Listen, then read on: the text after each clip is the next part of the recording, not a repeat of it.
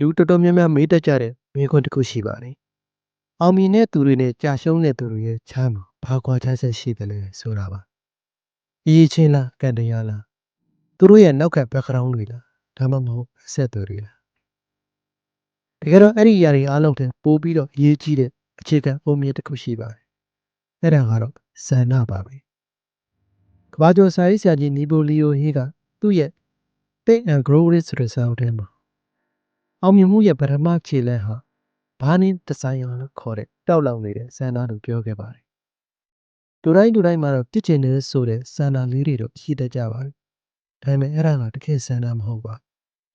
။အောင်မြင်တဲ့သူတွေမှာတွေ့ရတဲ့ဆန္ဒမျိုးကတော့မရရအောင်လုပ်မယ်၊မဖြစ်အောင်လုပ်မယ်ဆိုတဲ့မဆုံးမနစ်တဲ့ပြင်းပြတဲ့ဆန္ဒမျိုးပါ။တာမန်ဆန္ဒလေးတွေကတော့မီးစာမရှိတဲ့မီးအိမ်လိုပါပဲ။လေတိုက်ရင်ငြိမ်းသွားတတ်ပါတယ်။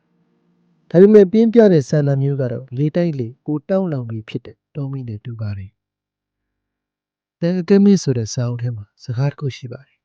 ။မင်းတစ်ခုခုကိုတကယ်ဖြစ်ချင်တဲ့ဆန္ဒရှိပြီဆိုရင်တလောကလုံးကအဲ့ဒါကိုဖြစ်လာဖို့ဝိုင်းကူညီပေးလိမ့်မယ်လေ။ဒါကတကယ်ပါ။မော်ပညာမဟုတ်ပါဘူး။ပြင်းပြတဲ့ဆန္ဒကြောင့်သင်ရဲ့ဦးနောက်ကတလောကလုံးကိုလွှမ်းခြုံသွားတာပါ။အရင်ကမမြင်ခဲ့တဲ့အခွင့်အရေးတွေသင်စတင်မြင်လာမယ်။အရင်ကမလုံရဲတဲ့တတ်တွေသင်မှာပေါ်လာပါတယ်။အခက်အခဲတွေကိုအတားအဆီးလို့မမြင်မဲနဲ့ကြော်ဖြတ်ရမယ်လေကတစ်တွေလို့မြင်လာပါမယ်။ဒါသင်ရင်ထဲမှာပြင်းပြတဲ့ဆန္ဒကြောင့်မိတ်ဆွေသင်မှာပညာတတ်ခြင်းတဲ့ဆန္ဒကြီးပွားခြင်းတဲ့ဆန္ဒဒါမှမဟုတ်လူ့အဖွဲ့အစည်းကိုအကျိုးပြုခြင်းတဲ့ဆန္ဒဒီလိုမျိုးတစ်ခုခုကိုပြင်းပြထန်ထန်ဖြစ်ခြင်းတဲ့စိတ်မရှိဘူးဆိုရင်သင်ဘဝဟာလမ်းကြောင်းမရှိတဲ့လှေတစ်စင်းလိုမျောနေပါလိမ့်မယ်။ဒီနေ့သင်ကိုယ်သင်ပြန်မေးကြည့်ပါ။ငါမှဘာဖြစ်ခြင်းတဲ့ဆန္ဒရှိတယ်လဲ။အဲ့ဒီဆန္ဒကရောငါ့ကိုမနဲ့ခင်အိယာကနေမထချိန်အောင်တွန်းအားပေးနိုင်ရလား။တကယ်လို့သင်မှာအဲ့ဒီလိုတောက်လောင်နေတဲ့ဆန္ဒမရှိသေးဘူးဆိုရင်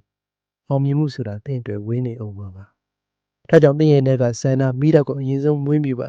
။သင်တကယ်ဖြစ်ချင်တာကိုရှာဖွေပါ။အဲ့ဒီနောက်မှာတော့လမ်းကြောင်းတွေဟာအလိုလိုပွင့်လာပါလိမ့်မယ်။မှတ်ထားပါမိတ်ဆွေ